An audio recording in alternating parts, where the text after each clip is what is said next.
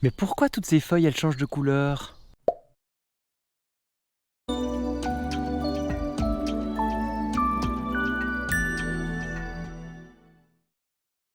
J'adore l'automne, c'est une belle saison pour se promener en forêt. Là, c'est magnifique, on entend partout le chant du rouge-gorge. Et puis, ce qui est super spectaculaire, alors il y a les champignons, bien sûr, mais il y a aussi les feuilles qui tombent.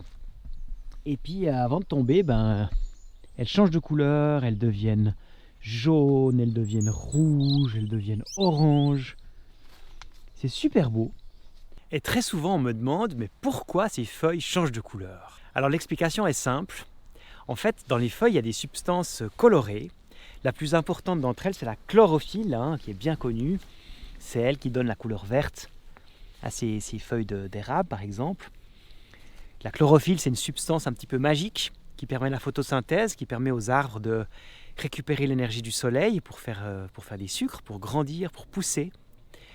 Mais il y a aussi d'autres pigments dans les feuilles. Il y a des pigments jaunes, il y a des pigments rouges qui protègent la feuille contre les rayons ultraviolets. C'est un petit peu ses lunettes de soleil ou sa crème solaire. Et en fait, en automne, toutes ces feuilles, elles vont tomber parce que c'est des super usines solaires, mais elles ne sont pas tellement bien adaptées au froid, au gel, à la neige. Alors l'arbre va les laisser tomber. Et puis, avant de les perdre, évidemment, il va récupérer tout ce qui peut être utile. Donc typiquement, la chlorophylle, elle va être dégradée, elle va être reprise par la sève dans le tronc, dans les racines de l'arbre. Et au fur et à mesure qu'elle disparaît, ça va faire apparaître ces autres pigments, carotène, anthocyanes, xanthophiles, qui sont habituellement masqués. Voilà pourquoi ces feuilles deviennent tellement belles, tellement colorées.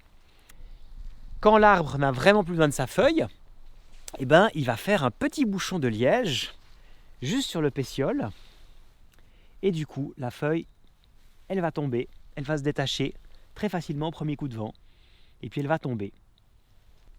Et puis la nature, elle est bien faite parce que toutes ces feuilles qui vont tomber, toute cette litière, finalement, ça va se dégrader. Et puis ça va fournir la base de l'humus de la forêt. Et au printemps prochain, ça va donner plein de force aux arbres pour repousser. Et ainsi la boucle est bouclée. Une partie des éléments via le sol vont retourner dans les arbres. Et puis tout ce que l'arbre a pu récupérer de la feuille qu'il aura mis en réserve pour l'hiver, il va aussi l'utiliser évidemment au printemps pour faire des nouvelles feuilles. Alors il y a des arbres qui font différemment. Là par exemple il y a des pins, je vous les montre.